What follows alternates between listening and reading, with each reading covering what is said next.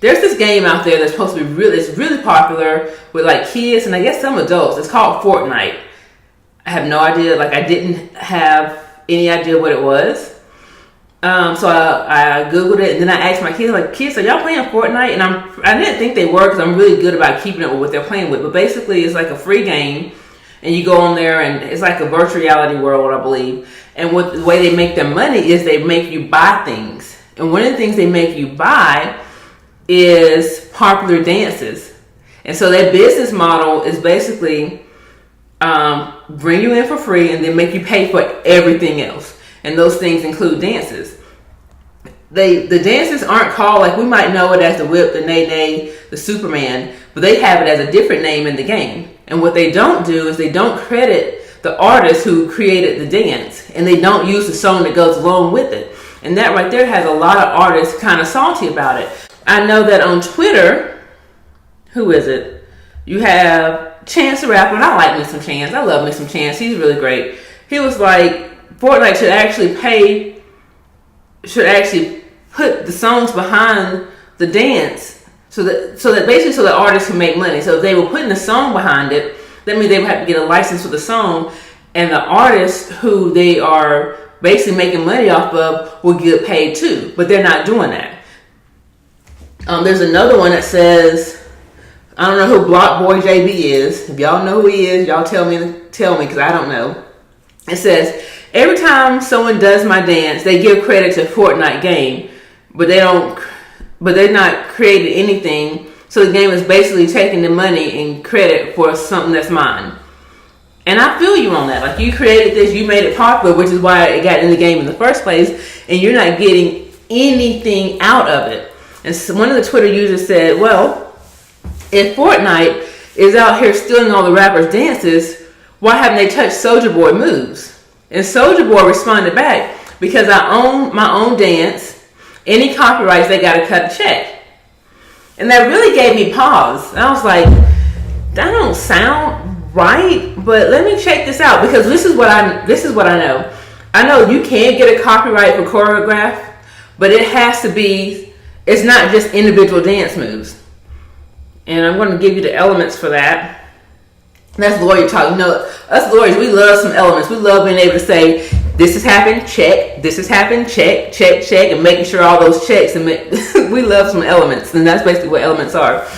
So they are looking for rhythmic movements of one or more dance bodies in a defined sequence and defined environment. You have dancers, and they're moving in a defined sequence, and they're in a controlled environment, like a stage. That's element number one. The series of dance movements or patterns are organized. They're organized, they're coherent, they're expressive. You know, they're not just dancing, they're telling a story somewhat. It's going to be presented in front of an audience and performed by skilled individuals, and it's going to be set to musical or textual context.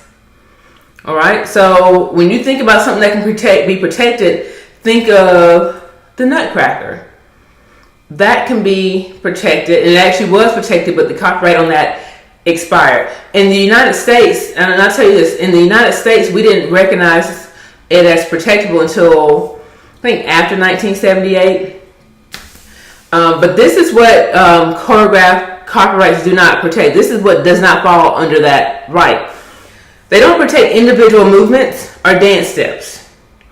Someone on my Instagram page was just like, well, this is true, then every time an athlete did a little victory dance, they would be able to stop someone. It doesn't cover celebratory end zone dances, so, you know, no dances like that. It doesn't cover general exercise routines, and it doesn't cover yoga poses and sequences. So I think about those people who put in the time to create athletic exercises. It doesn't cover that. Now, so what that's telling me is that Soulja Boy doesn't have a copyright to his dance. And I actually looked it up. Like, I went to copyright.gov and I was like, what is he talking about? So I'm searching. He has had copyrights for his music, but there is no copyright for his dance, and he would not be able to get one even if he tried. there is another defense that I was thinking about as I was looking into this story. I was thinking about, what if instead of copyright, maybe he's thinking of maybe right to publicity. So with right to publicity, what that does is it gives an individual the right to exploit and make money off of their name, their likeness, their image, their signature, or just any aspect of their personality. And I was like, man, that might be a good defense if someone can say, well, this dance is something that people associate with me.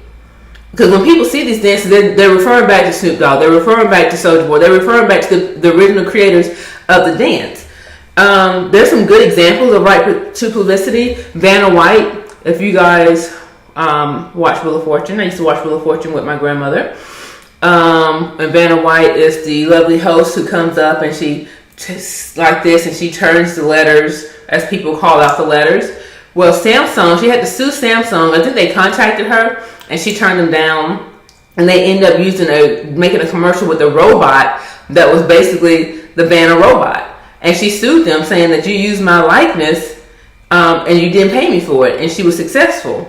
Right of publicity is becoming even more popular because you think, after Michael Jackson died, they began using holograms of him, and that's his likeness, right? And so now Michael Jackson's estate and the IRS are really fighting over what the value of his right to publicity is. Like, they're trying to figure out how much value, because I read that his estate was valued at like $10,000, but when you add this right of publicity on there, meaning the fact that they can charge someone to use his hologram or project his image into a movie or video or something, that brings it up.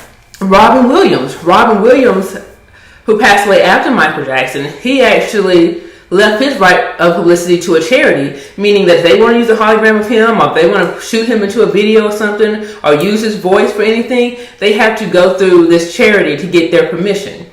And so I think that rather than talking about having a copyright, they should be looking at right of publicity. There's a state, Indiana, says that someone can sue for right of publicity if the infringement happened anywhere in the state. Meaning that if somebody logged in and played the game in Indiana and used one of these dances, I'm thinking that maybe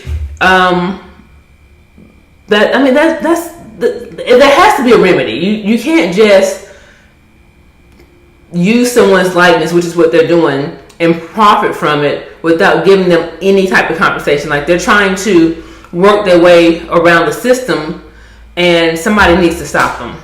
That's that. So the bottom line is, no, Soulja Boy does not have a copyright to his dance move, and I think there might be another remedy where he and other artists can get some type of relief. The other thing we're talking about is Colin Kaepernick. He, a couple of weeks ago, he became the face of Nike's new campaign, and in the last week, he filed a trademark for his face.